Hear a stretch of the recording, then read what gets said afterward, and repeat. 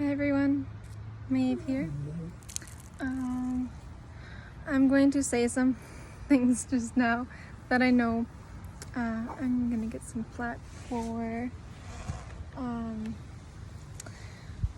So just bear with me, okay? We have lots of years and lots of work to be done, and so okay. So I saw this post today. It was like the top 8 bestsellers about racial justice and whatnot. And the very top one was White Fragility by Robin, who was a white woman, and the poster had commented that, like, hey, see, this is what's wrong with white supremacy, and there's 3 out of 8 of those books on that list that were written by white people, which I actually think that's pretty good. Like, that it was only 3 out of 8, because I think if 8 out of 8 were from white people, like, that would suck.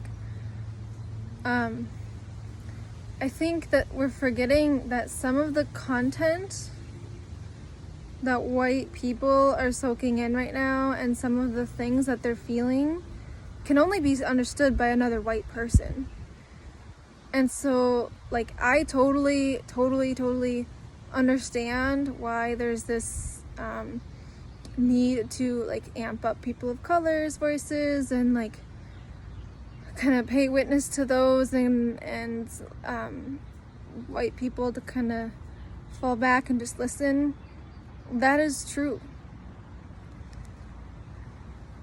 It takes a certain level of enlightenment or like awareness, like social personal awareness, for a white person to actually pick up a book written by someone who has, you know, a more complex name, or that's like not a white name. You know, to them as a white person, that name is complex because it's different. It's not what they've experienced. So you have to understand that for a lot of people who are just now starting this process of dismantling their whiteness and understanding their whiteness, there's this period of time where it's really important that we kind of catch them in, that we pull them into seeing and understanding why it's important that they even question themselves and their mentality and all of this. And I'm sorry, but part of that is done by white people speaking up about it and saying, like, hey, I've been through this too, and I am now listening to people of color's voices, or whatever it might be. And, like, there is this little nuancy part of that. Where I draw this mind frame from is I'm trained in domestic violence. I live in Minnesota. We have the domestic violence curriculum out of Duluth, the Duluth model. And so if you look at a system of power, there's the oppressor and then the oppressed, or victim or survivor, however you want to describe that person. And this isn't, okay. So if we're talking about just basic hierarchy, men have a hierarchy over women. White people have a hierarchy over people of color. At least that's what, if you're at this stage of awakening, that's what you believe.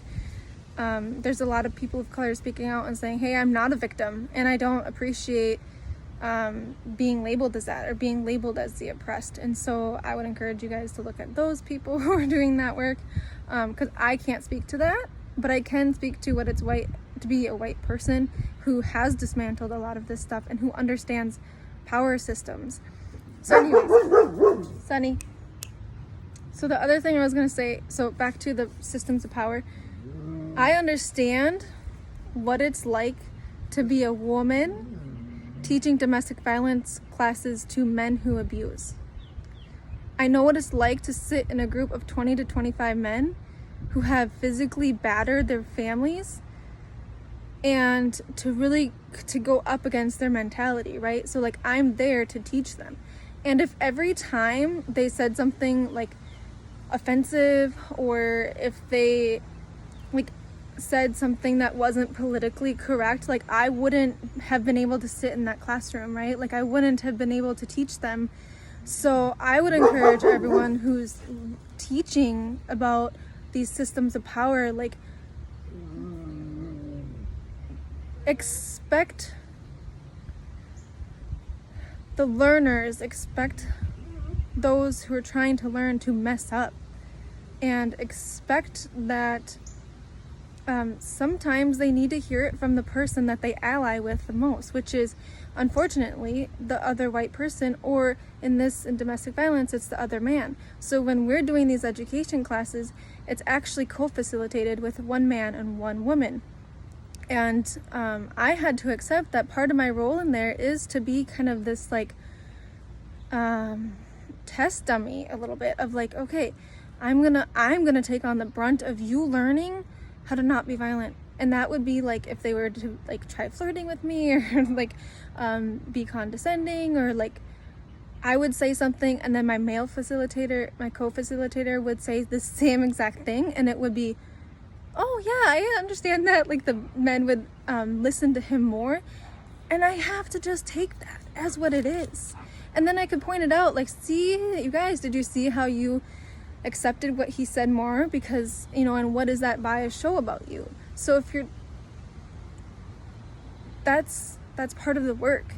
And if you're a person of color who wants to speak out, you have to understand that it's not personal. I know it feels personal and it affects you on a personal level, but if I were to have taken those things personally, like I wouldn't have ever been able to do the work that I was being called to do, because I would have become very upset and emotional and defensive, and then I wouldn't have been able to understand where those men's mentality was coming from and how to help them dismantle it. And it was with empathy and compassion that I was able to reach into myself and to help them do that. And that's such a healing experience for them and for me, when we're both learning from each other. And it's not easy work to teach about the oppression that's oppressing you.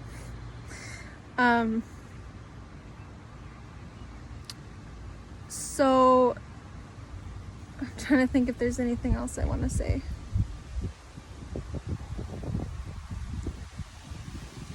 So while we are calling on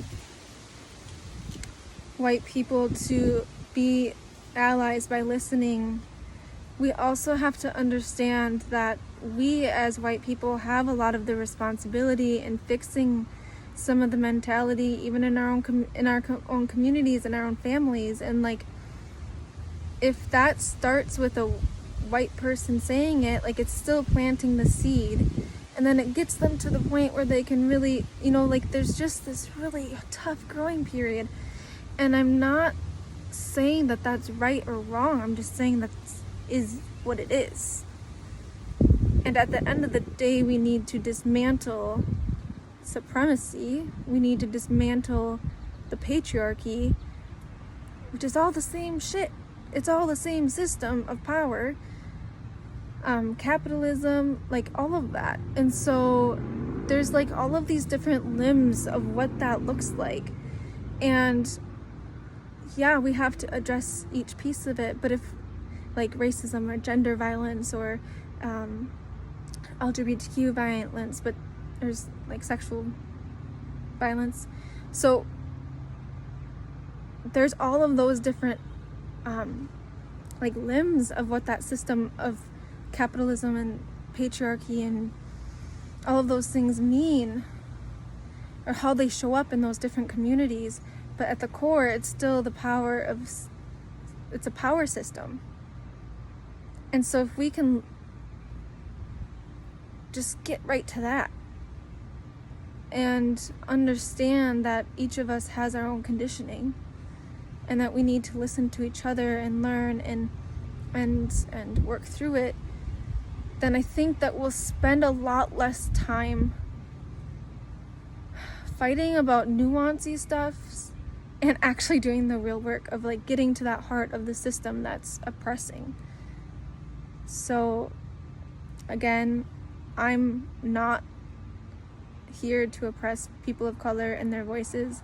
I'm just here to point out that there is value in white people speaking up about how they've come through their own racism, because that's just a part of it. And we need to, as white people, know how to speak about these things and know how to teach about it and be correctable and be open to correction and to check ourselves. And that's all of it. That's part of all of it. And that's the humanness. At the end of the day, like, that's what it is. And again, we can't let the powers that be mind trap us into pinning us against each other, because even it keeps us from talking about the real issue, which is the people in power. So I know you've already been doing it. You've already been having these conversations for 400 years as a person of color, and I know that your families are tired and all of that, but as a woman, I'm tired. And I'm sick of men beating on us and raping, and I understand all of that. So if doing this work is too much, then don't do it. Or find allies for yourself of like, how do I learn how to contain my own, how not to contain it, how to be authentic to myself in those circles, but also like maintain that environment where the people around me can still be learning. And if so an example would be like, I still work with men, and I walk through the hallways, and I work with them all day long, and they say things I know they do about me that isn't appropriate or whatever. I understand that. I expect them to do that sometimes. And so then I'll just say like, hey, actually, like, this is a professional relationship, or this is, just because I'm providing care for you does not mean I have feelings for you, or like whatever it might be. And I don't get offended at that anymore. And I don't, because I know that that's part of the process. And then I'll just be like, hey, that's not okay. It's not okay that you said that. Like, this is my boundary, and I'm not okay with that. And then they come back to me usually, or they usually accept it in the moment. And if they don't, they'll come back to me and say, I'm really sorry. Like, I'm sorry I said that. And I don't say it's okay, because it wasn't okay. But I do say, I understand. Or I don't even say that. I just say thanks. Thank you for your apology. That means a lot. And then if they want to keep talking about it, cool. But if not, then we just move on. And that is what's healing. So when we talk about healing and trauma, and as a therapist, this is where trauma therapy is moving towards. It's real life interactions, like, for me to actually be able to set that boundary with a man, have it heard, and then apologized on or validated. That's healing for me, even though I'm not there for that purpose, but it is, So we're all just doing the best we can, and we're all a part of this work. And really, like, it's hard work, and so I know you guys know this, but you have to take care of yourself, and you need to have support.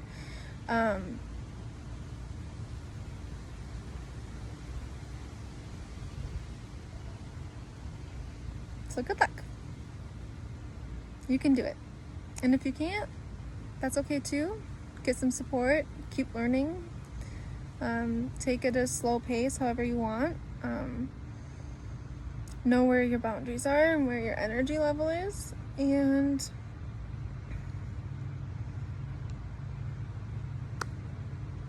all right, thanks, bye.